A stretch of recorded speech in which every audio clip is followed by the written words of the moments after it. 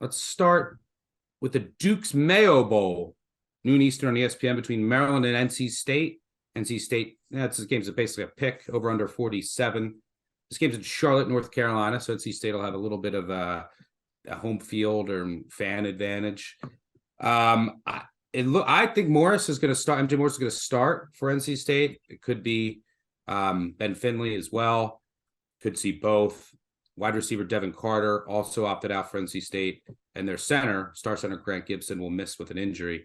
But Maryland's opt-outs are way worse. I mean, wide receiver Rakeem Jarrett, wide receiver Dante Demas, wide receiver Jacob Copeland, all opted out. Massive losses for that passing attack. And then also starting cornerback Deontay Banks.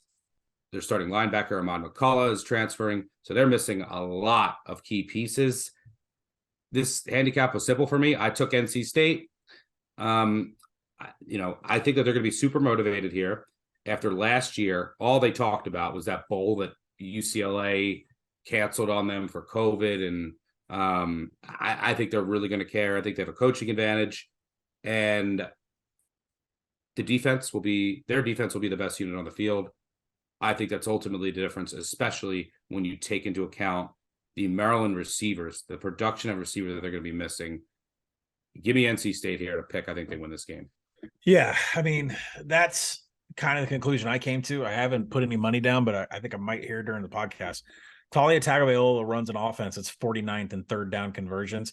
That's going to be tough to improve on that number or replicate that number when you've lost Dante Demas, Rakeem Jarrett, Jacob Copeland, 3 of the top 5 targets on the Maryland roster.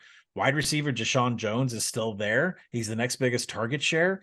Splits time between slot and wideout, but 1.6 yards per route run. He's not explosive whatsoever. This is not really Rakeem Jarrett and Dante Demas type explosiveness.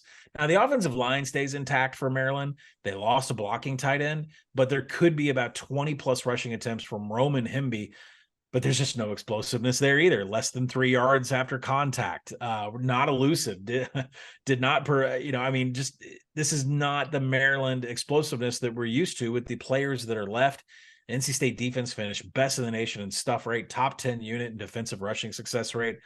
Not a lot of first downs given up by the rush of the Wolfpack. And as long as the linebackers, the names that you need to know, as long as they don't opt out here, Drake Thomas, Isaiah Moore, Edge Devin Van was second on the team in pressures.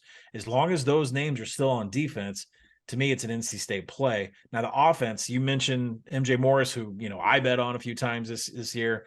They've just kind of been piecemealing the skill positions through the second half of the season with all of the injuries that they've had. The good news is Maryland doesn't generate a lick of havoc. Near dead last in pass rush. The NC State offensive line finished top 30 in pass blocking.